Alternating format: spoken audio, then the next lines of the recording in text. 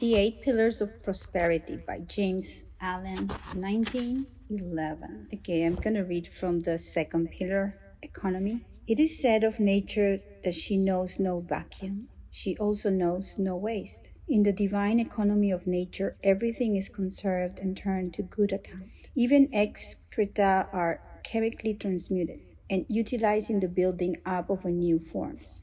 Nature destroys every foulness, not by annihilation, but by transmutation, by sweetening and purifying it, and making it serve the ends of things beautiful, useful, and good.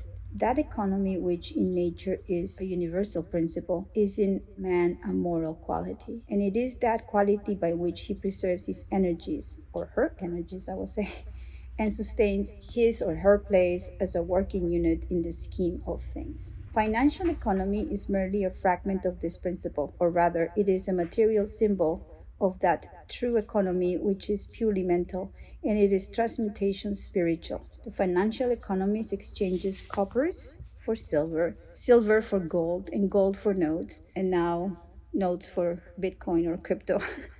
And the notes he converts into the figures of a bank account. By these conversions of money into more readily transmissible forms, he or she is the gainer in the financial management of their affairs. The spiritual economist transmutes passions into intelligence, intelligence into principles, principles into wisdom, and wisdom is manifested in actions which are few but powerful effect.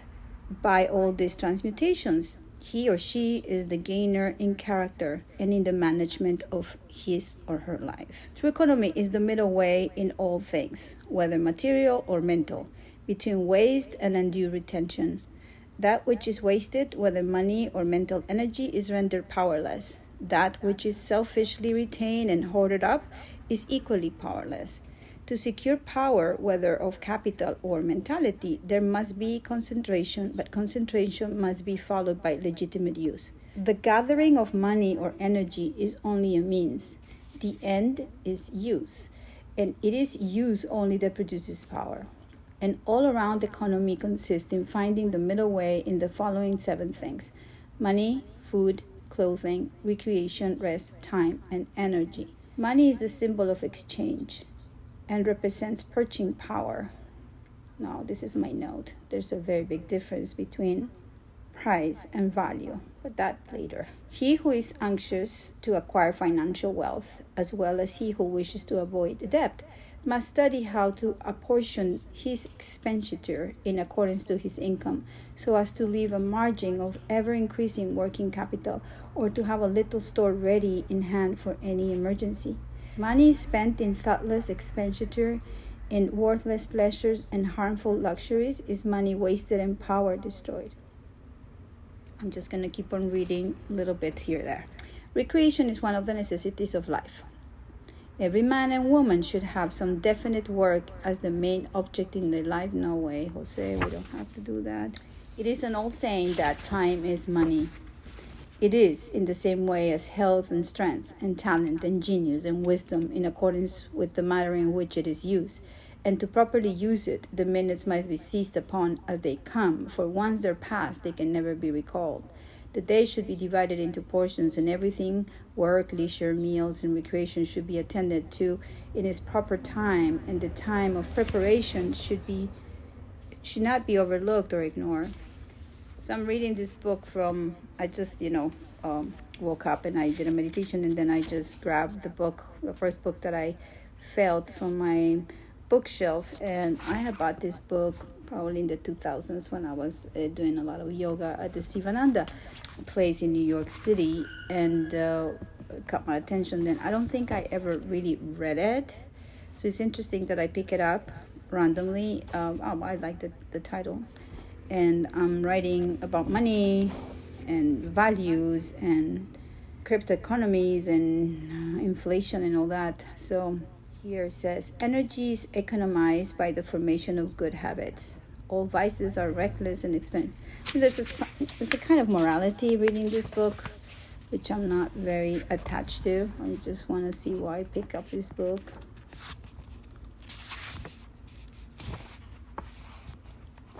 Beautiful. It says the 5th pillar is sympathy. says kindness beautifies the character. It beautifies the face with the growth of the years, and it enables man to reach that perfection of success to which his intellectual abilities entitle him. A person's prosperity is mellowed and enriched by the kindliness of his or her disposition. Generosity goes in with a large-hearted kindness. If kindness be the gentle sister, generosity is the strong brother. A free, open-handed, and magnanimous character is always attractive and influential. Stinginess and meanness always repel. They are dark, cramped, narrow, and cold. I would say, me, Monica, that it's just pure fear. Anyway, I'm going to close this. Insight is the gift of sympathy. The sympathetic mind is the profoundly perceiving mind. We understand by experience and not by argument. Before we can know a thing or being, our life must touch its or his life. Argument analyzes that outer skin, but sympathy reaches to the heart. The cynic sees the hat and the coat and thinks he sees the man or the woman. The sympathetic seer sees the man or the woman and is not concerned with the hat and the coat.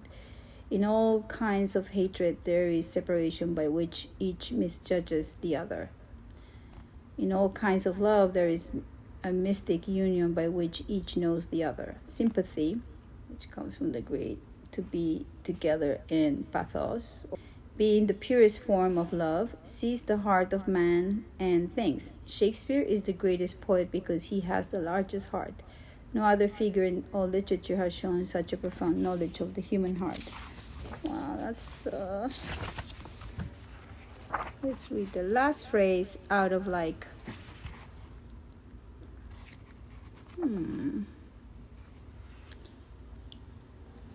Okay, I'm gonna leave it at...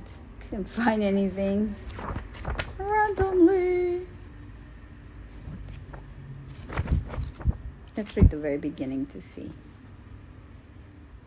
Energy is the working power in all achievement. Inert cold, it converts to fire, and water it transmutes into steam. It vivifies and intensifies the commonest talent until it approaches the genius. And when it touches the mind of the dullard in terms of living, blah, blah, blah. Energy is a moral virtue. Its opposing vice being laziness, la, la, la. Oh my God, there's so much judgment here. All right, I think he who will build both strong and high must first of all dig deep and low. So rose the spire against the sky, and so doth skill and knowledge grow.